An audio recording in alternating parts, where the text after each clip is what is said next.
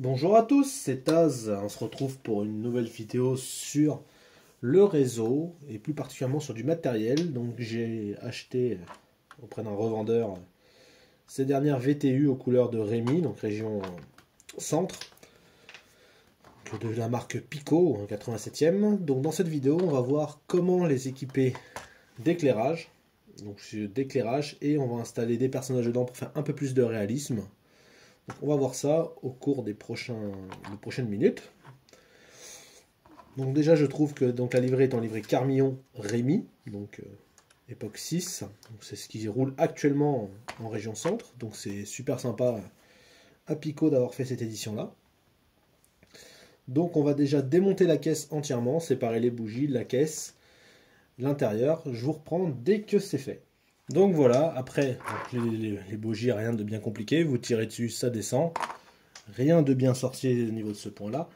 Pour la séparation des caisses, vous avez des tenons à tirer, à écarter gentiment, et après vous sortez. Donc là, on voit le plancher de la rame, de la voiture sortir, avec son lest. Et l'aménagement intérieur qui coince un petit peu.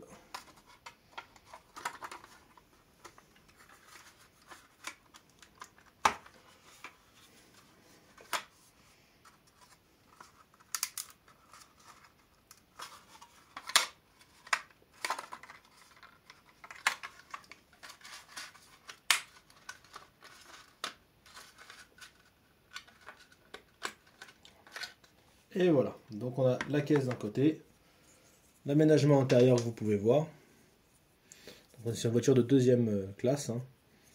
Donc sur cet aménagement, on va pouvoir passer nos câbles, donc qui vont partir des bogies, qui vont être avec les platines qui vont être collées, pour récupérer l'électricité et les remonter. Donc le kit vient, je vais pas vous mentir, j'ai acheté des kits tout prêts, tout simplement, chez La Pierre Modélisme. Je fais pas de pub, je touche pas de com là-dessus, à le dire. C'est juste que j'ai trouvé ces kits vraiment sympas, vraiment faciles d'accès et comment dire, économiquement intéressants. C'est-à-dire que tout simplement, je crois que ça serait moins d'une dizaine d'euros, il me semble, le kit. Alors que certaines réglettes de certains fabricants vont chercher plus sur la vingtaine d'euros. Bon, après, il faut savoir faire, il faut savoir souder. Mais voilà, donc on va faire l'aménagement, la pose de l'électricité. Donc la caisse est ici, on fait attention hop, à la rayer. Donc dans le kit, vous retrouvez des lamelles de contact. Voilà, des lamelles de contact. Un pont de LED, un condensateur, résistance, câble et réglette autocollante, bande lumineuse à coller au plafond de la voiture. Donc on va aménager tout ça. Dans un premier temps, on va s'occuper des lamelles de contact à mettre sur les bogies. Donc les bogies, je les ai démontées, j'ai enlevé les essieux. Donc on va faire ça. Donc, avec une bonne pince coupante, on va enlever les deux ailettes, on va les raccourcir parce que ça ne nous servira strictement à rien. Tac, tac.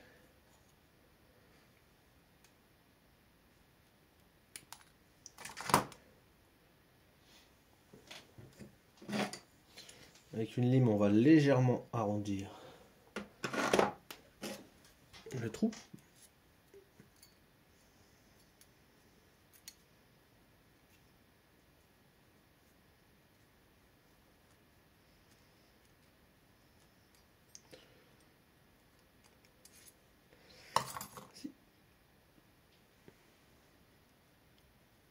Voilà. On va présenter sur l'essieu. On va se servir du picot qui existe déjà et on va le placer. Donc là, vous voyez, ça tient pas, c'est catastrophique. Donc on va prendre un peu de cyano.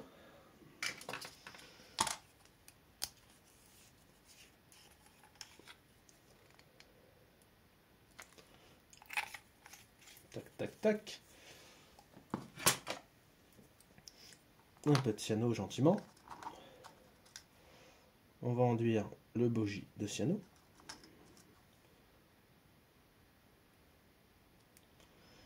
Avec la surépaisseur, ça gêne pas le fonctionnement ni le roulement de la rame. J'ai déjà fait ça sur 8 voitures. Ça ne pose aucun problème. va le faire rentrer. Et voilà.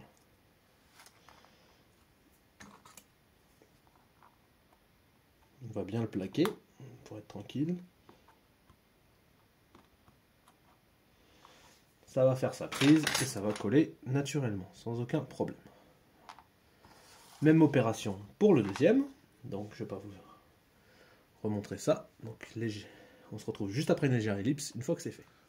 Donc nous revoilà après le montage et le collage des baguettes sur les essieux, sur les bougies. Donc là on va faire les deux points de soudure à cet endroit-là et cet endroit-ci pour les câbles qui alimenteront du coup à l'intérieur de la rame.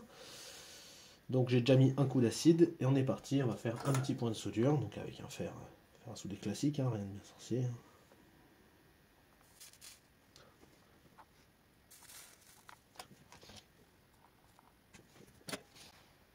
On vérifie, donc ça a bien pris, nickel. Donc ça c'est parfait.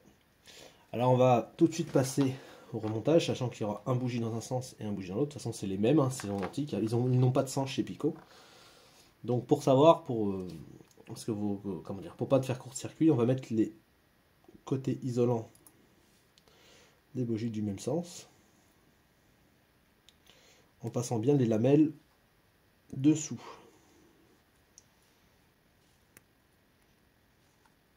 Voilà, la première faite. Et on va faire la deuxième. Tac. On essaie de trouver l'emplacement. On va la retordre. Et voilà. Le premier est équipé. Faites bien attention au remontage, comme je vous disais, les isolateurs, de les mettre dans le bon sens. Sinon vous allez court-circuiter directement. Si. Et voilà. Là vous voyez bien que les pattes sont bien, les lamelles de contact sont bien en contact avec les essieux. Voici. On va profiter du châssis qui est à nu, comme vous pouvez voir,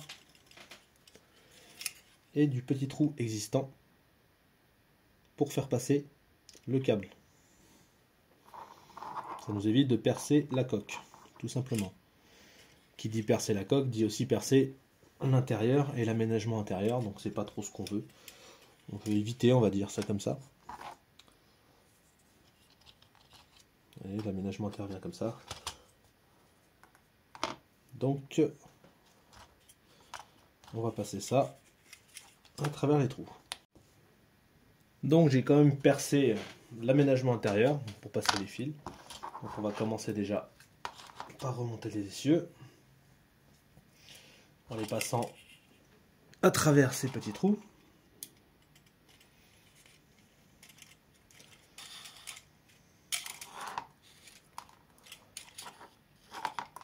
On va en profiter directement pour refixer le bougie. Hop, voilà, comme vous voyez, ça tourne, ça n'a aucun problème, aucune incidence sur le roulement. Hop, on va faire pareil de l'autre côté.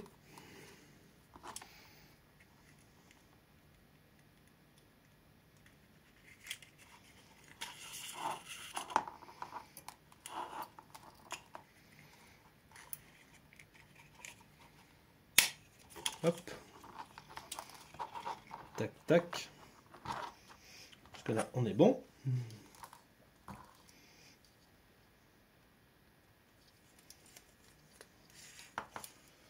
On passe les fils à travers l'aménagement intérieur.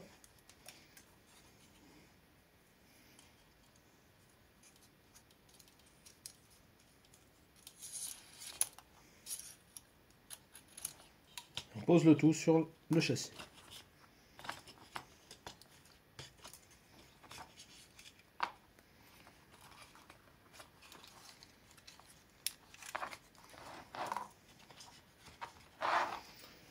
Voilà.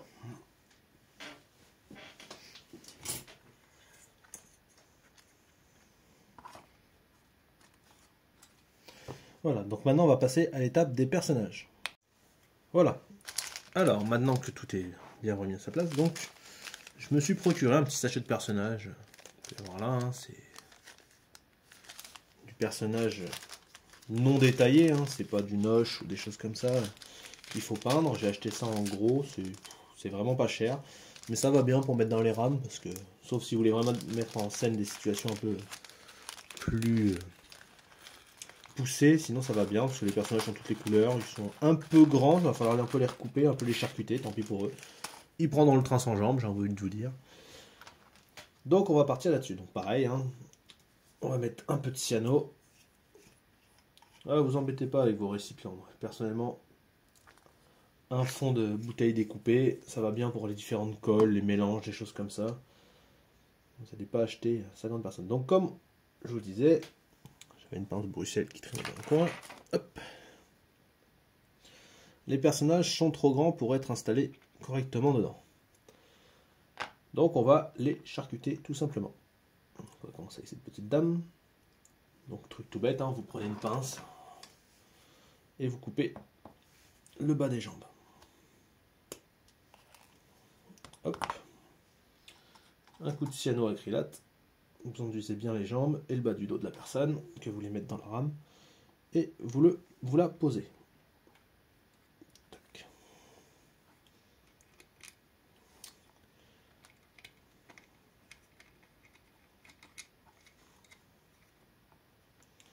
Voilà.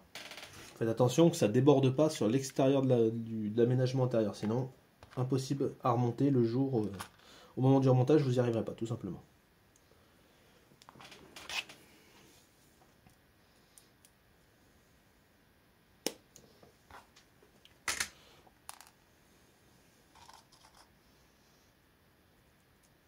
Après, je vous dis honnêtement, les jambes, c'est pas la partie qu'on voit dans... Une fois remonté, on voit pas... on voit pas cette partie...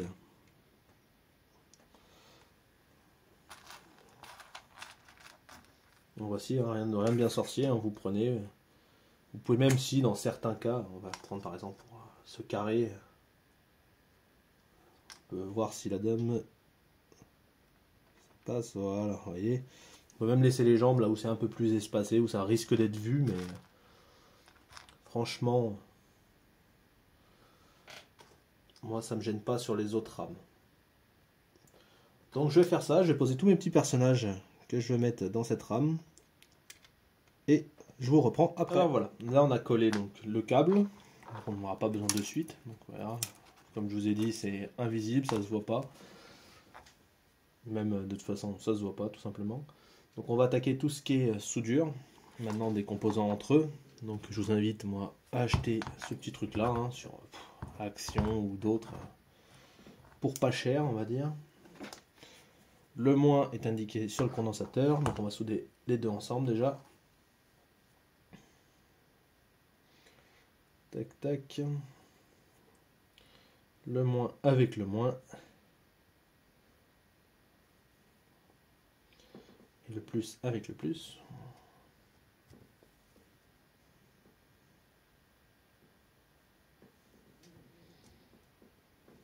Hop. Donc pourquoi un pont de LED? Un pont de diode, ou excusez-moi. Tout simplement pour redresser le courant, pour éviter que ça clignote. Pour éviter donc au passage de tout abîmer et de même de tout simplement tout casser au fur et à mesure. Que vous servez de tout. De votre rame que vous la faites rouler. Vérifie le moins avec le moins.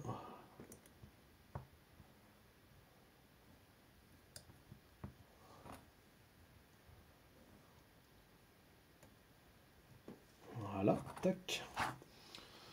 Pareil, un petit coup de flux, ça coûte rien, c'est rapide. Tac, tac. Ça permet des soudures qui accrochent mieux, comme je disais tout à l'heure, des soudures plus rapides aussi. Par des moments de temps à chauffer, donc à abîmer les composants. On s'en servira aussi de ce flux plus tard, pour souder tout ce quand des éléments entre eux en laiton par exemple.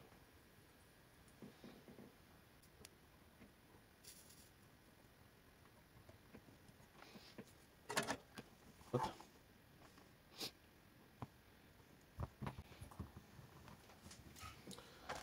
Sur le plus, on va souder la future LED.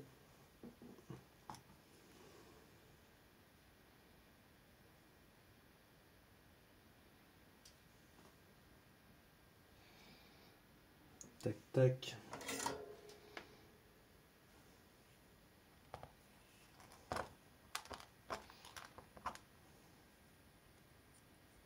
La future LED.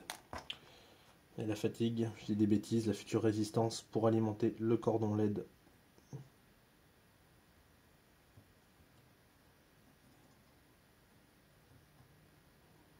Voilà.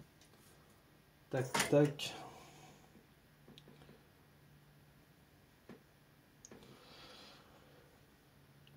Hop.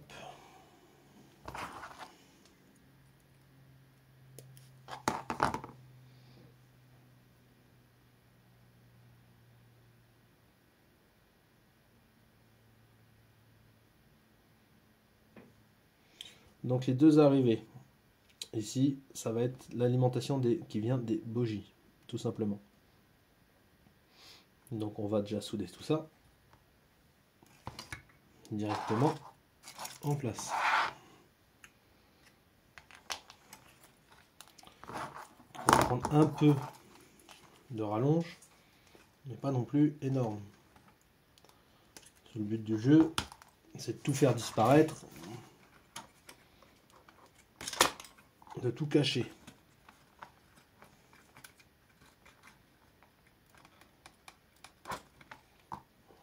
Voilà. Tac, tac. Alors là, le sens importe peu, parce que comme je vous disais tout à l'heure, on va être après en... comment on appelle ça? On va être après, tout simplement, en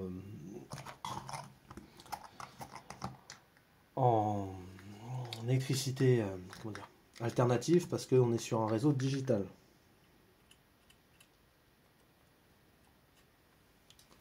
Il n'y a pas d'autre chose à savoir. Alors, ce kit-là, vos rames vont rester allumées. Donc vous consommez un petit peu d'électricité. Après, c'est pas énorme, parce que c'est pareil, c'est des LED.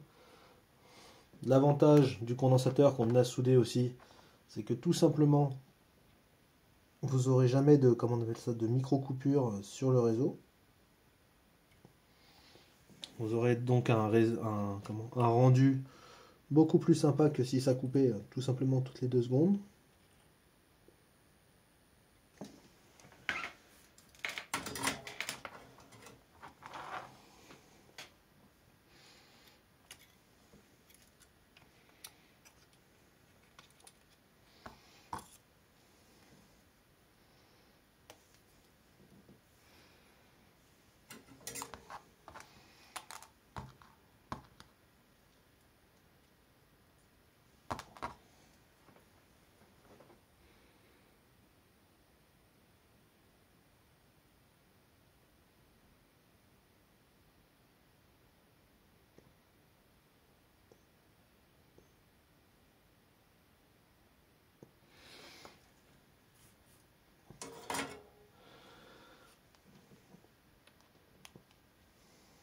Donc voilà, tous les départs là vont être soudés.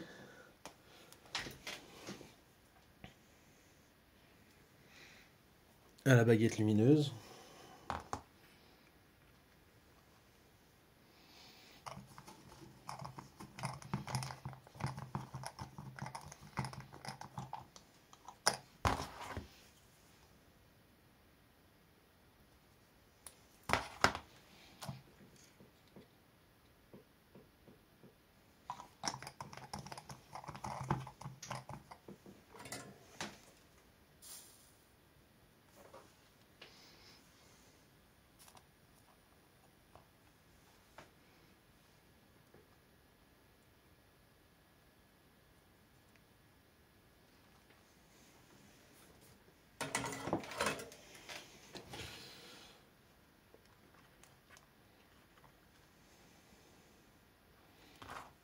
On va couper le surplus.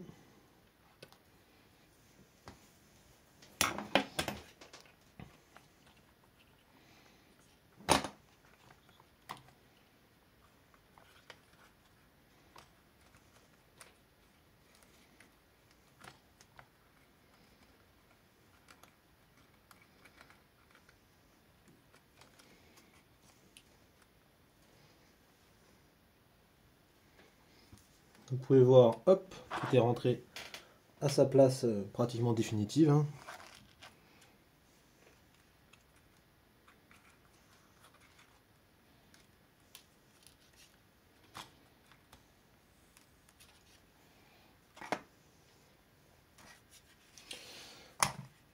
Donc la coque, important, parce qu'avant de faire des bêtises irréversibles, tout simplement, on voit que les deux entrées sont en face des portes, au niveau de la partie arrière. Donc ça veut dire que le ruban LED, il ne faut pas non plus mettre 3000 km de fil, ça ne servira strictement à rien, à part être sûrement contre-productif et on risque plus à abîmer qu'autre chose.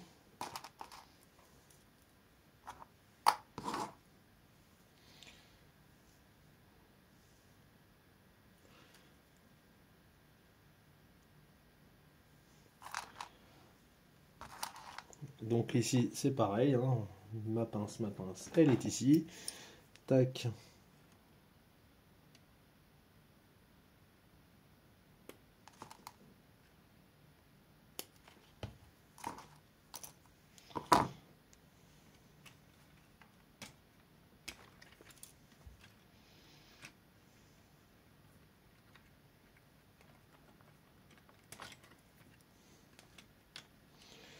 Tac, tac.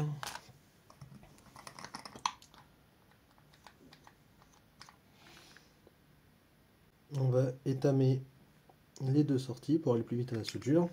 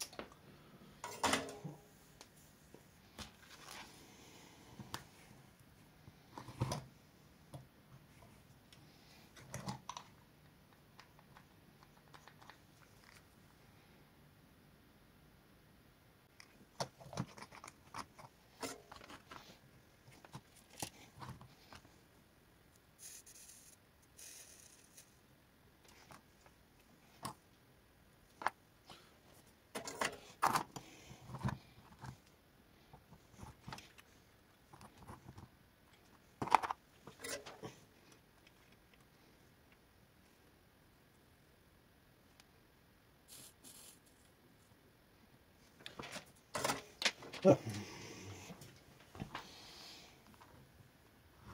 Hop. Là on a soudé toute la baguette lumineuse. Tac, tac.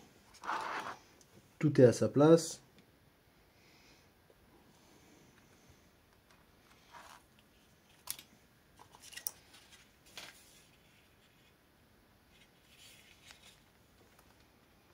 Alors on fait attention au remontage, comme vous voyez. Il y a des pattes, il y a trois pattes qui ne sont pas espacées pareil pour le sens de la voiture par rapport à ces trois pattes de verrouillage. Donc vous ne trompez pas de sens, parce que sinon c'est foutu. Pardon, c'est fichu pour les plus sensibles d'entre nous.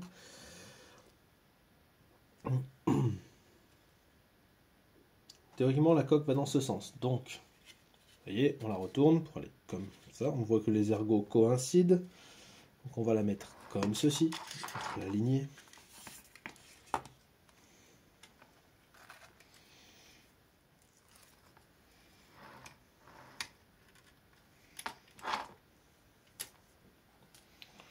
Voilà.